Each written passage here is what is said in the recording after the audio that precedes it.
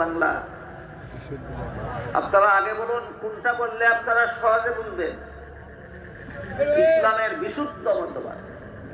আল্লাহ বলেছেন আকিমুদ্দিন, ইসলামের বিশুদ্ধ মতবাদে অটল থাকুন। এই আয়াত কেন নাযিল করেছিলেন?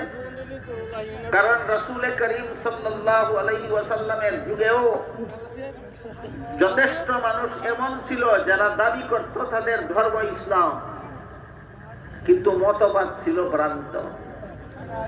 ইসলামের নামে ভ্রান্ত মতবাদের অবকাশ এই মুসলমানদের সমাজে নাই।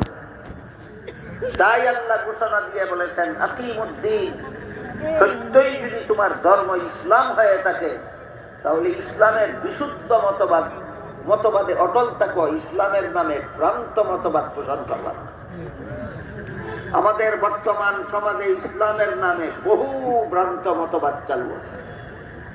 এইগুলির ব্যাপারে সর্বস্তরের মুসলমানদের সতর্ক হওয়া দরকার। আমাদের সমাজে ইসলামের নামে যত ভ্রান্ত মতবাদ চালু আছে এর মধ্যে